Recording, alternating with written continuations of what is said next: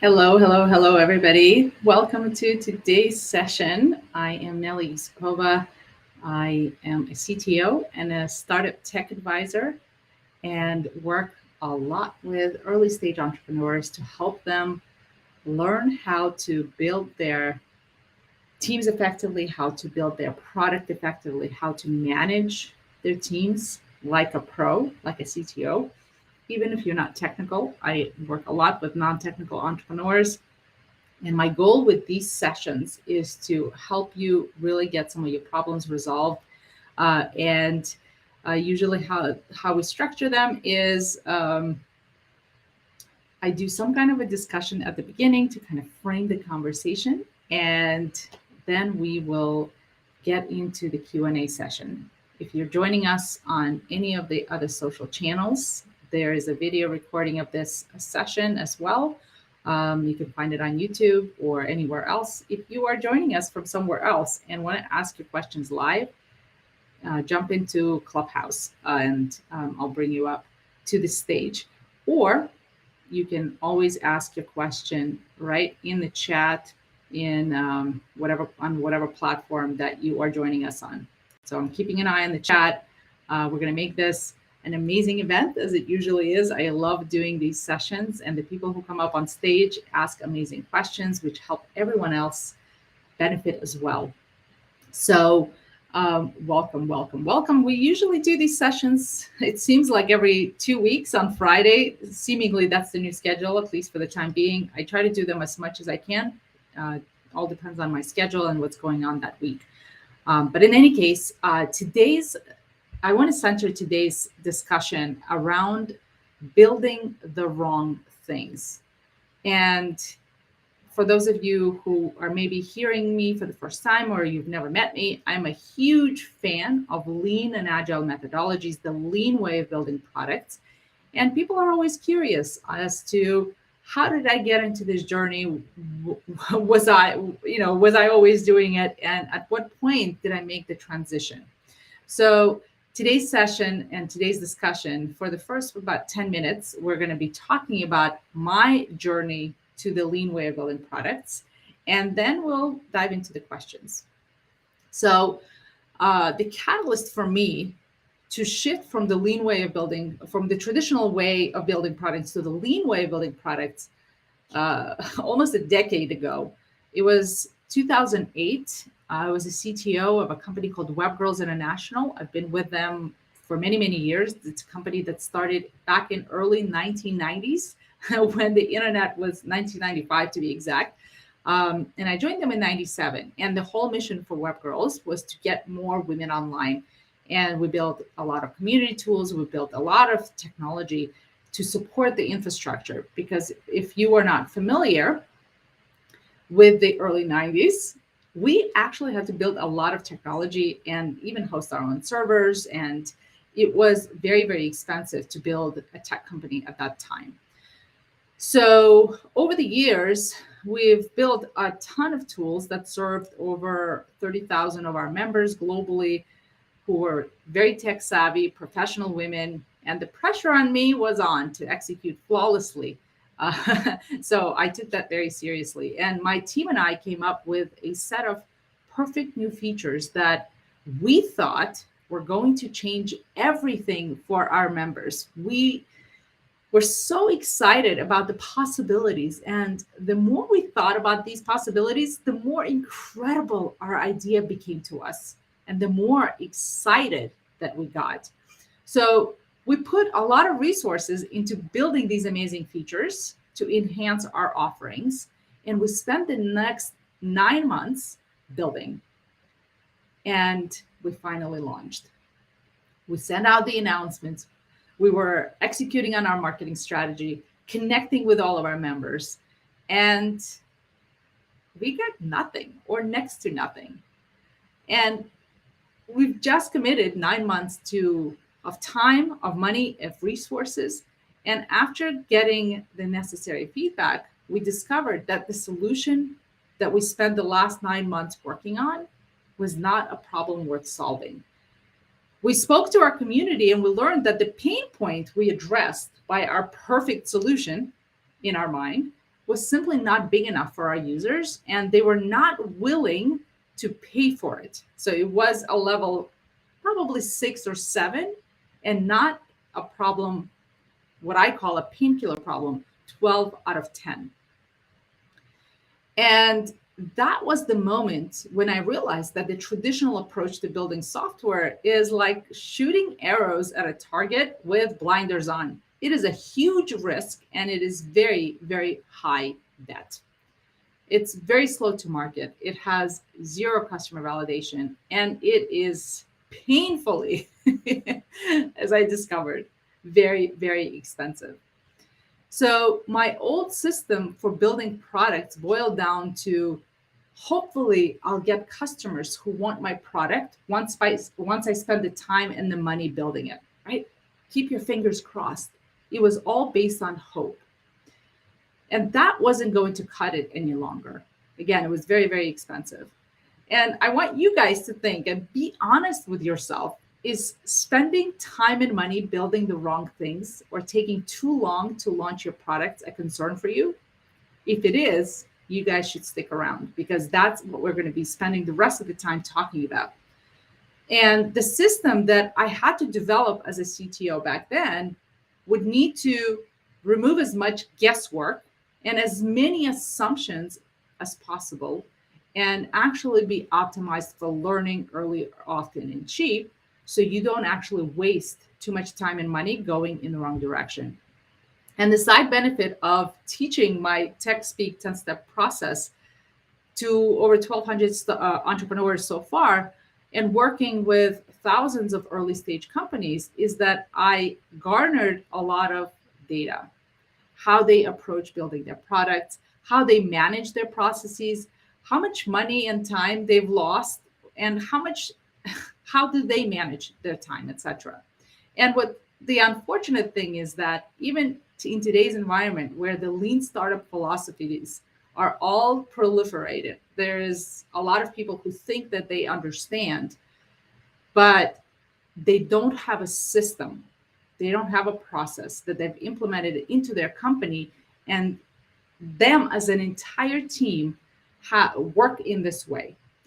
I talk about this concept called product velocity. And product velocity is not just about building the product really quickly. It's about getting your entire team focused, whether they're marketing, sales, and business development, focused on getting this feature and functionality not just into the hands of your customers, but sell it to them, right? Collect money, prove that there is a business model. And so increasing product velocity is about building a business really quickly, not just building a product really quickly. And so, unfortunately, if you are still not doing this, you're not an outlier. Most people still don't implement these processes. Most entrepreneurs haven't created systems and processes for building their products the lean and agile way. Even many established startups still don't use this approach or don't do it effectively. And to showcase some of the cost savings that I'm talking about, I'm going to use a case study of one of my students, Eric Dosal. So Eric had a software startup for 3 years before he learned the TechSpeak process, which, by the way, you can learn online for free at techspeak.co. And if you're on Clubhouse, you can just click on the link to the free masterclasses that I offer. And I outline my entire process there. So he had a software startup for 3 years before he learned the TechSpeak process. He had a tech team. He had a CTO. This is what he said after 3 years of running his software startup. He said, after 3 years in business, TechSpeak would have saved us close to $500,000 in delays, development costs, and sleepless nights.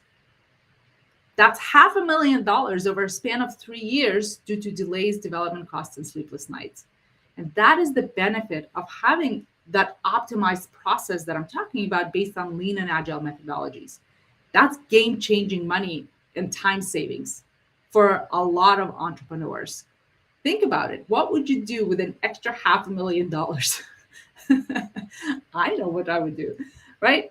Reinvest in a startup, hire more people, whatever. Like, spend money on marketing. There's so many things that you can do with that money. And instead, as entrepreneurs, we are not thinking about our optimizing our teams, optimizing our processes. And that's going to be the benefit or the side benefit that you're going to get by focusing on it. So think about that and commit to start to learn how you can shift things in your process. This is your homework for today, for the weekend. Really reflect on how are you doing things in your startup, and not just in tech, but process is allowing you to, as a team, really understand how to set those expectations. Everybody knows what to do when and how to communicate and what to do. So processes are really important. Don't over process your startup, because then you're going to be too bureaucratic and all of that. That's not what I'm saying. What I'm saying is really understand what specific processes can help your team move a lot faster so that you're not making so many mistakes. There's not a lot of miscommunications and all of the things that are very, very expensive that are helping teams really underperform. So how can you optimize your process? That's your homework. And what are you looking for? You want to minimize your learning time. You want to build less code. Yes, I said less code because you want to be able to understand what specific problems you're solving so that you can directly solve those problems. Sometimes that's not writing code, right?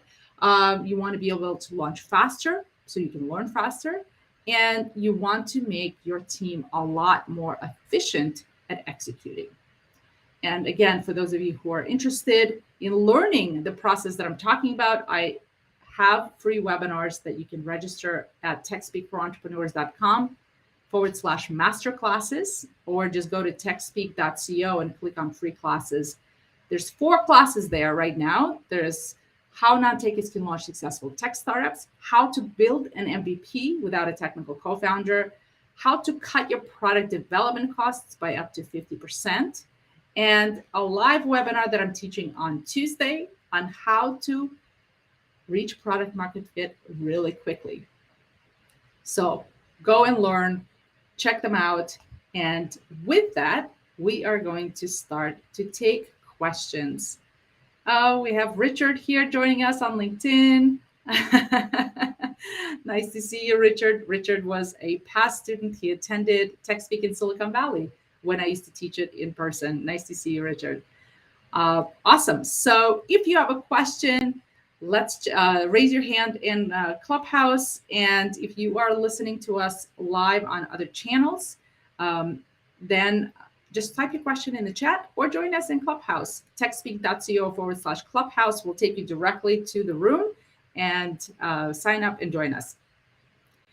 If there's anybody in, let me just do a refresh. If you have a question, come up to the stage.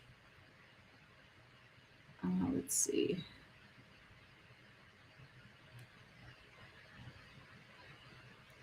All right, so so far there's no questions. I'm gonna keep talking.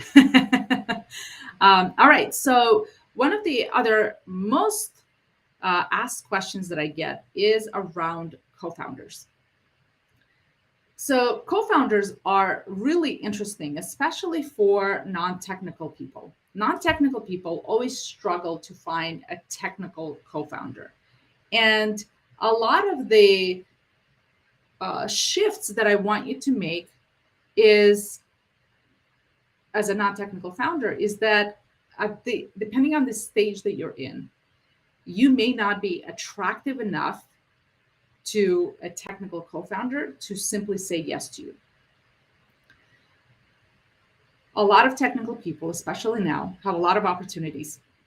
They can make a ton of money going and working for anyone else, even at a startup, right? Everybody needs really amazing people now, and it's really hard to hire. So when you're approaching someone at the very beginning stages of your startup and you're trying to recruit them and you have absolutely no relationship with them, they don't know you, they don't trust you, they don't know if you can build this thing, they don't know if your idea has legs, because everybody believes they're building the next billion-dollar startup. And when you have all of these going against you, if you start to pitch your potential technical co-founder to come join you, then of course they're going to say no. So the things that I teach my founders who come into my ecosystem is to earn your technical co-founder. What does this mean? I want you to really focus on how to and understand how to get to any kind of traction. So how to get from just an idea to showing potentially traction to your partners, any kind of partners.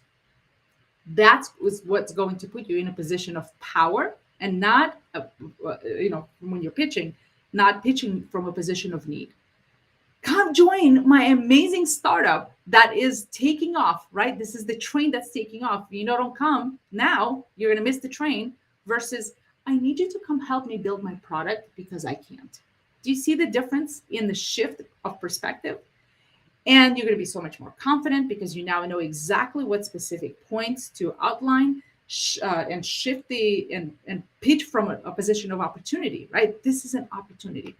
So when you are looking for technical co-founders, there are three things that you can do. You can validate your idea. Make sure that is a level 12 out of 10 problem, not just a level 6, 5, or 3 problem, which is what I see a lot of founders do. They see a problem, and maybe that's a great problem, but it's not good enough for anyone to actually pay money. I was mentoring an entrepreneur the other day. She just came out of school. She did a little bit of validation, and now she had a hard time getting anybody to pay for it, right? You also need to make sure that there's a business opportunity around the problem. Let's say you have a 12 out of 10 problem, a painkiller problem, but you can't find a market or anyone who is willing to pay for that solution. Then you still haven't found product market fit, because if no one is willing to pay you to solve that problem, that's going to be a hobby and not a business. So as a non-technical founder, you can do some of this work and really focus on finding a problem that people care about and are willing to pay for with time or money, ideally both. And that's what you're trying to do. This skill requires absolutely no technical expertise. That's something that you can start with as a non-technical founder. Even if you already have a product, as I mentioned, a lot of entrepreneurs haven't done this work up front. If you are struggling to get customers, if you already have an MVP out in the market and are just not getting the traction that you need to iterate, go back to validation, really understand, focus in on which specific problems you need to double down. Maybe you need to change your product, etc. Right? Those are all things that you're constantly doing over the duration of your startup. So validation is something you're going back to over and over and over again until you have found product market fit. And if you are interested in understanding what specific metrics you should be tracking to make sure that you know you're on the way to product market fit, definitely join me on Tuesday, where I'm doing a live workshop on how to reach product market fit quickly. We're going to talk a lot about different metrics for different types of business models. So that's something that you can learn as well. So validation, the first thing. The second thing you can do is build a clickable prototype. I'm not talking about coding here. I'm talking about drag and drop tools like Adobe XD or Figma or Sketch or a million other tools that will allow you to build a visual representation of a possible solution. So now that you've found a specific problem that you want to solve, that you know people will be paying money for it, you'll know exactly how to solve that problem. Most people start with a solution and then try to find the market. I want you to find the market first and then understand how to solve that problem that you discovered. And that's how you know what your minimal viable product will be if you decide to go ahead and build it. And even with building things, there's so many different options. And the way that I teach you to make decisions is with this philosophy of learn early, learn often, and learn cheap.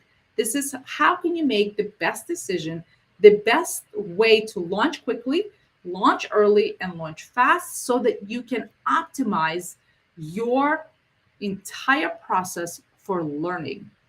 That's what you're trying to do. You want to learn as quickly as possible. And if you outgrow the platform, if you started and you thought you needed to shift or pivot, This is not a waste. This is something of a learning experience, right? You have learned something that you can then take to the new solution. So that's the approach that you can take to really quickly and very inexpensively start to prove that you have traction. And then parallel to this, at the same exact time, while you're doing all of this work, I want you to go out and start to build your network of technical people. This is the way, this is the dating game, right? You can't wait sitting on your couch for anyone to just show up at your door, knock on your door and say, hey, here I am. I'm ready to be your technical co-founder. You have to go out and you have to build relationships. Some of the people that you build relationships with over time may not be the people who will become your technical co-founders, but they may be your advisors. They may recommend somebody, etc. One of my students has been courting this person that I just received an email from, and he finally became his technical co-founder, took the plunge and joined them. But they worked together for close to a year. And as a consultant, right, he was paying him money to be able to consult with him with the idea that he would be a really good fit for a CTO. And what did he do? He actually validated the idea, the whole entire thing that I just outlined for you. He validated the idea. He actually came into the program with a clickable prototype, but he went back and validated it again, went through the entire process again, really got clear on what that clickable prototype needed to be, refined it, then went back and tried to sell it in a prototype phase. He's tried to sell it in the prototype phase. He did not have a product. He did not have a technical team, nothing. He's completely non-technical. So he got 5 letters of intent on his clickable prototype. He is in a B2B analytics space. So if you're in a B2B market, it's a lot easier to pre-sell your ideas and find potential customers even before you build the solutions. And all the while, this technical person kept advising them on what to do, technical direction, and all of that stuff. And he then took the 5 letters of intent and his clickable prototype and his pitching ability and his relationships with the angel investors, and he raised the initial seed round. Right? Having traction, taking your idea from just an idea to actually something meaningful, and giving people the chance to see the opportunity, that this is a real opportunity, is going to put you in the position of power. This is so, so powerful. And it'll give you a lot more options, a lot more choices. And then, of course, what I call earn your technical co-founder. So hopefully that's helpful to other people who are listening to us here. We have Joel saying, thank you for the valuable insights. Looking to reconnect, and I look forward to reconnect with you too as well. Joel, definitely reach out to me, and I'm very accessible for a lot of people who are in this space. All right, let's see. Do we have any other questions from the audience? We have, let's see. Let me do a pull to refresh. We had somebody on stage and I think we lost them. I don't know if this is Clubhouse is having issues or, is this a private room? No. I don't know.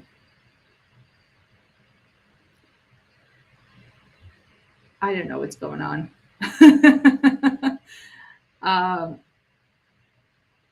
I am trying to bring up Ifuyana.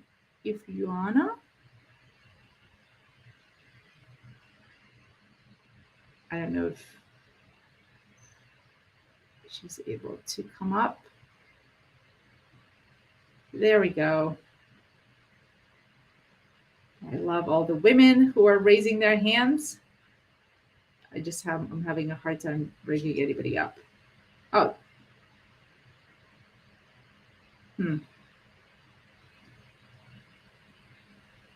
there we go. Queen. And all right, let's do a pull to refresh. Queen, welcome to the stage. And then Ifiana, you are going to go next. Just going in pull to refresh order, PTR order. Feel free to unmute yourself, Queen, and ask your question. And I don't see her anymore. All right, if you wanna go for it, feel free to unmute yourself and ask your question.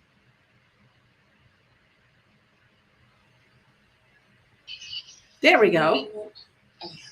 So sorry, I just wanted to make sure that I didn't have any background noise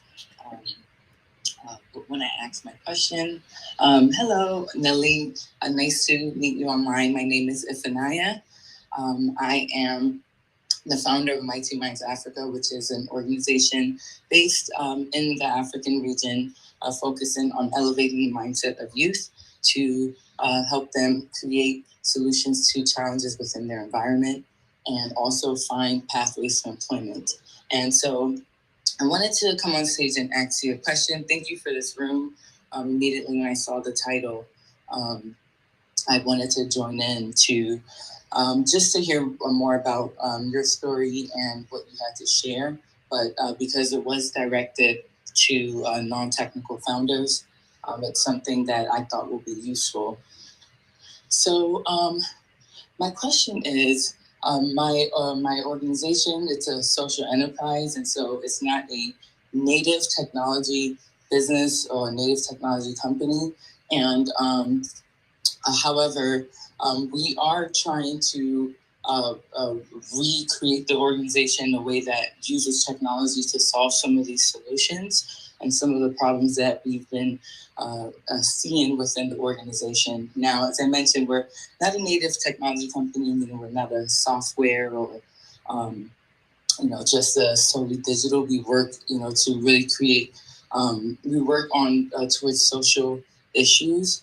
However, some of these social issues that we've come up with are around behavioral change and how, when you're really trying to solve a problem in the type of environment that we're working in, using technology is one way to create behavioral change.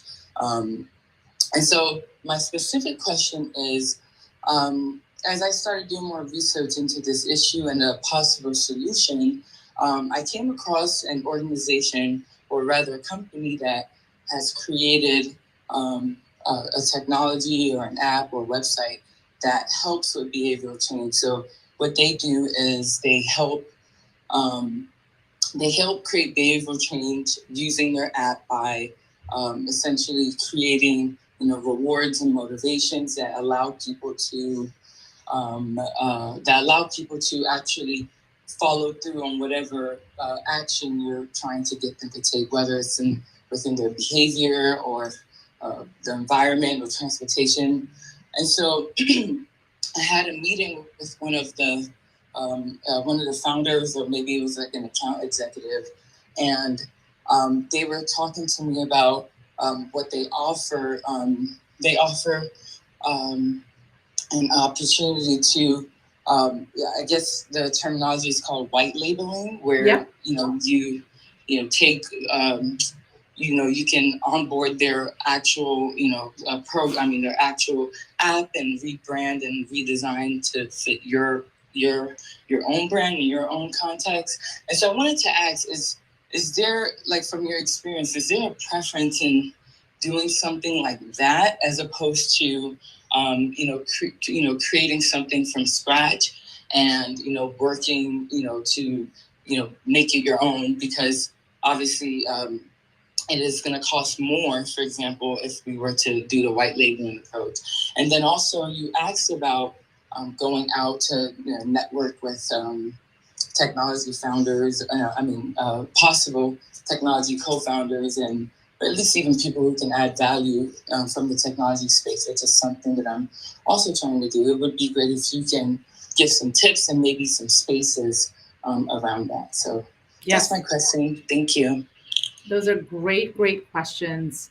Tell me how to pronounce your name again. Ifunaya, is that correct? Yes, you said it right. Ifunaya. Okay, great. I just didn't want to keep mispronouncing it as I refer to you by name.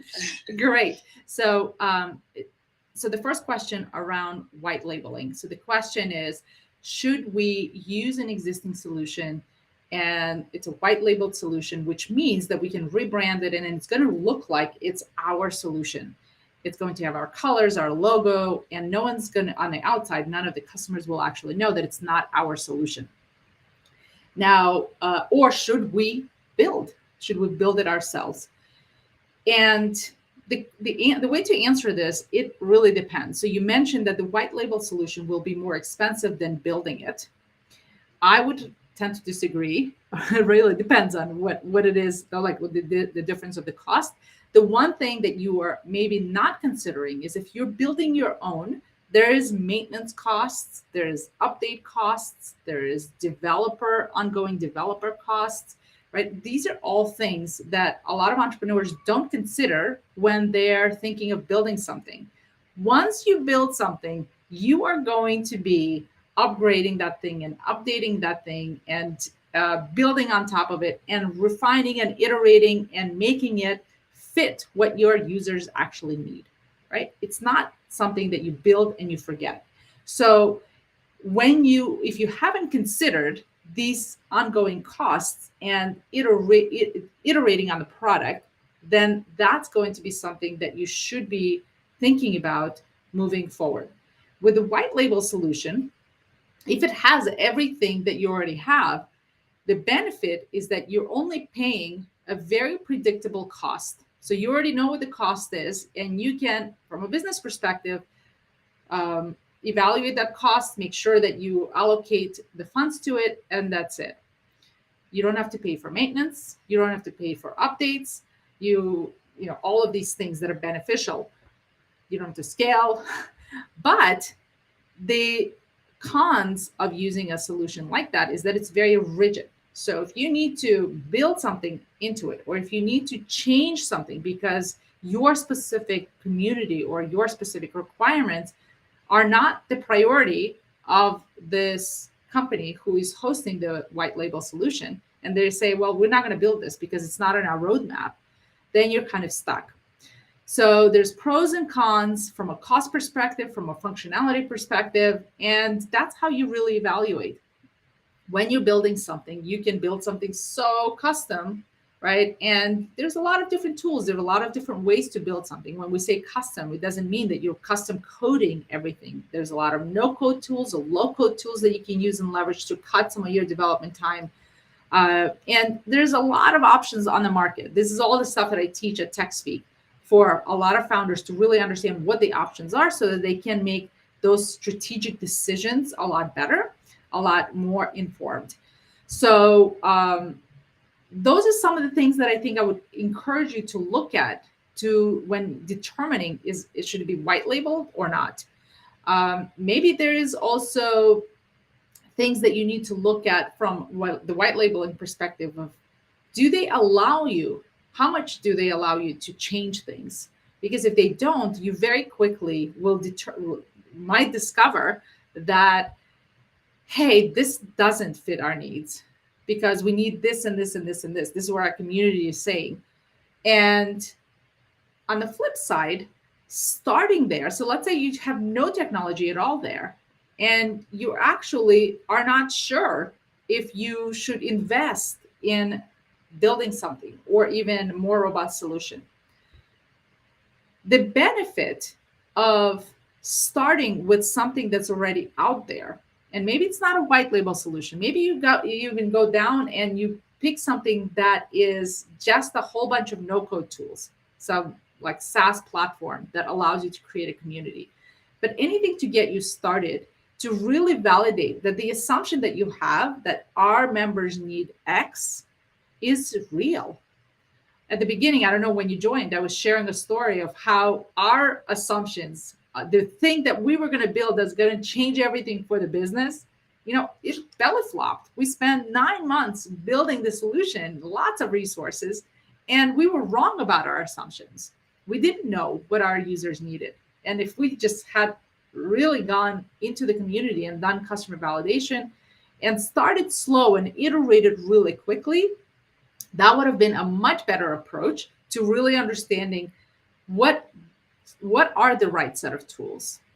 And so starting with no code, low code, out of the box solutions that are out there has a lot of benefits because it'll help you quickly understand how to solve the problems that you think your members have. Because initially what you think needs to happen, I've seen so many founders build a community,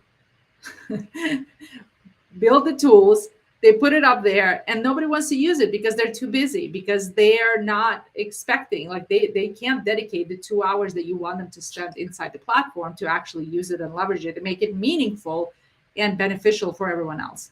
So really understanding what specific problems people have, and is whatever that you're thinking of white labeling the right solution. Maybe there is a cheaper way or more effective way, faster way to test out some of those hypotheses and take something that's already out in the market, create an account and get them on that as a starting point. So hopefully some of those are helpful to you. Ifunaya, I don't know if you want to ask follow-up questions before I answer your second question. I was just going to add a comment. I think that you presented a very great case of, possible pros and cons, but I really loved how you ended that, possibly seeing if there's another low-cost solution to even test it out, because essentially the challenge that I'm looking to solve is around behavioral change, which is, trying to get people to use the solution that I already, the program that I have. And so investing in, let's say, in a very expensive technology around behavioral change just to have people not use this behavioral change solution may only cause a problem within a problem. So I really like that idea of, perhaps looking at a more low-cost way to get to test it out before making such an investment. So yes, thank you. That does answer my question, and it gives me different ideas and pros and cons to think about. Yeah, you're welcome. I was just I'm working with a company and as a consultant and advisor, and they're in a similar situation where they thought they were going to build a whole bunch of tools, and they already said, well, which tool should we use, this one or this one? And I'm like, well, I don't think you should use either. You actually don't know specifically. They haven't talked to their members in years. So they have an entire community of members that they are serving. They're making pretty good money on them by offering their services. But the big problem they were facing, where they wanted to answer, is how do we get them to actually take more action on the material that they're learning? And the simplest way to do is to actually go back to and talk to them, like, what are some of the challenges and why aren't they implementing them? And then create tools and strategies around getting them to take more action, to specifically direct some of the problems that they're having, rather than assuming that, hey, they're not taking action, I'm going to build a technology solution to help them do that.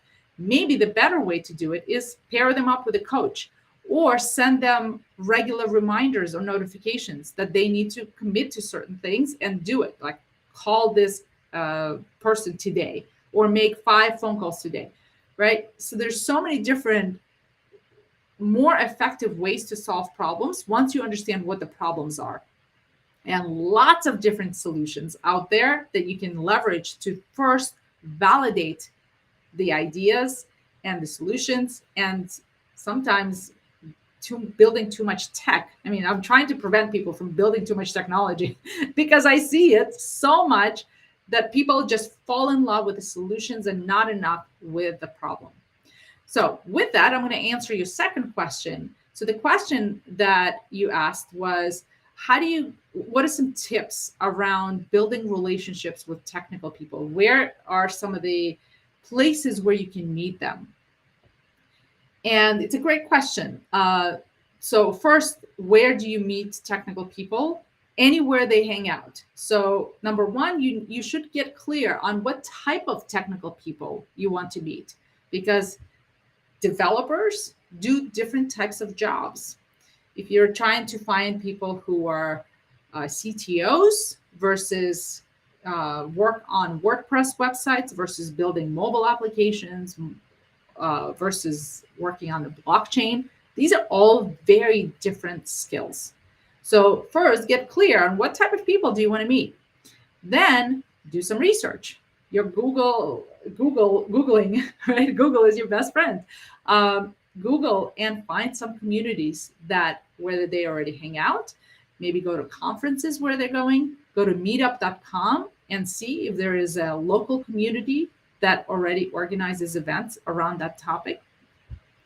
And so once you find the places and you're going to those events, the big no-no is to never just presume that they want to be your partner. So what I see a lot is, hey, well, it's so nice to meet you. And do you want to be my technical co-founder? I'm looking for one, right? Like way too soon. It's like asking someone to marry you when you just met them. You don't do that.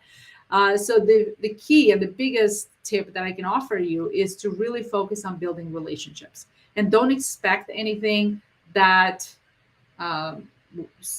something will happen really quickly, right? So meet people, genuinely get interested in what they're working on, and showcase yourself, what you're working on, and eventually, over time, these relationships will hopefully flourish into something that will become meaningful. Hopefully that answers your question. I don't know if you have a follow-up. No, just another comment. I think that's great. The not expecting people to commit immediately, and that it is a relationship, more of a relationship that you're building. So yeah, thank you for that. You are welcome. Awesome. Thank you for those wonderful questions. It seems like there's no other questions in the room. So we will end a little bit earlier. So it's 10:15. We usually go for about an hour. But I am going to close down the room. Again, for those of you who are interested in learning more, learning the process that I outlined today, there's 10 steps to the TechSpeak process. There's free webinars that I offer at techspeak.co/classes, or just go to techspeakforentrepreneurs.com, click on free classes, and join them. So there's how non-techies can launch successful tech startups, how to build an MVP without a technical co-founder. I talk in depth about earning a technical co-founder there as well. I also, for those of you who want to learn how to outsource and manage an outsourcing team properly, I talk about developer as a service arrangement, which is so important, of how do you work effectively with an outsourced team. And finally, how to cut your product development costs by up to 50%. Yes, a lot of the people that I work with can cut, or they discover that they can cut their product development costs by up to 50% by optimizing some of their processes. So if you already have a team, if you already have a process, and you focus on optimizing things and transitioning to the lean way of building products, you can see up to 50% on your cost savings on your product development costs, which is incredible. And finally, for those of you who want to learn how to reach product market fit really quickly, some of the metrics around it, how do you defining what product market fit is, join me on Tuesday on at 11 a.m. Eastern. And it's a live webinar. You'll be able to ask questions live as well. So check those out. Thank you so much for joining us today. And we'll see you probably in a couple of weeks, and possibly online. Have a great weekend. We'll talk to you soon.